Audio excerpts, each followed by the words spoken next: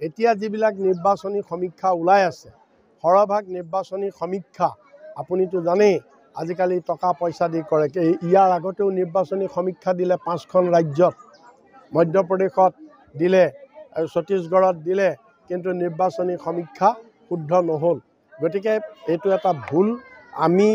ৰাইজে যিটো সমীক্ষা দিব সেইটোহে আচল শুদ্ধ সমীক্ষা ৰাইজে এইটো অলৰেডি স্থিৰ কৰিছে এই সন্দৰ্ভত তেওঁ সেইটো এগ্ৰেছিভ অন্য নহয় তেওঁ নাটক তেওঁ ইচ্ছা কৰি আপুনি কওকচোন সদায় তেওঁ অসমীয়াত কয়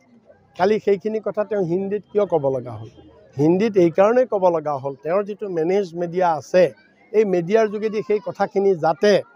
অমিত শ্বাহৰ কাষলৈ যায় RSSলৈ যায় নৰেন্দ্ৰ মোদীলৈ যায় তেওঁ সেই কাৰণে কৈছে তেওঁ সেই কাৰণে কৈছে তেওঁ নাই সেইটোৱে তেওঁ সেইটো এটা অহংকাৰ ভাৱটো তেওঁ জীয়াই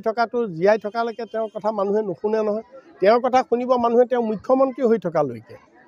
তেওঁৰ কথা হয় আমি কেতিয়াও বাল্য বিবাহ সমৰ্থন নকৰোঁ আমি বিগিনিঙৰ পৰা আমিও তৃণমূলে অপ'জ কৰি আহিছোঁ আৰু পশ্চিমবংগতো আইন পাছ কৰিছে এইটো বাল্য বিবাহৰ আমি কোনেও সমৰ্থন নকৰোঁ কোনেও নকৰে আমি তাত আপত্তি নাই তেওঁ বাল্য বিবাহ বন্ধ কৰিছে আইন পাছ কৰিছে ভাল কথা আমি ছাপোৰ্ট কৰিছোঁ কিন্তু তেওঁ যিটো বক্তব্য ৰাখিছে যে মই জীয়াই থকালৈকে মইটোতে আপুনি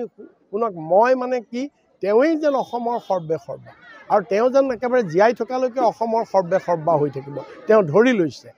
গতিকে তেওঁ মুখ্যমন্ত্ৰী ৰাইজে পাতিছে কালিলৈ নাপাতিবও পাৰে তেওঁ হয়তো ইয়াৰ পিছত আৰু একো পদবীত নাথাকিবও পাৰে গতিকে তেওঁ যিদিনালৈকে মুখ্যমন্ত্ৰী সেইদিনাহে ৰাইজে তেওঁৰ কথা শুনিব তেওঁ মুখ্যমন্ত্ৰী হৈ যোৱাৰ পিছত তেওঁ এজন সাধাৰণ নাগৰিক হ'ব তেওঁৰ কথা তেতিয়া ৰাইজে নুশুনে তেওঁ এই কথাটো এই সত্যটো তেওঁ উপলব্ধি কৰিব লাগে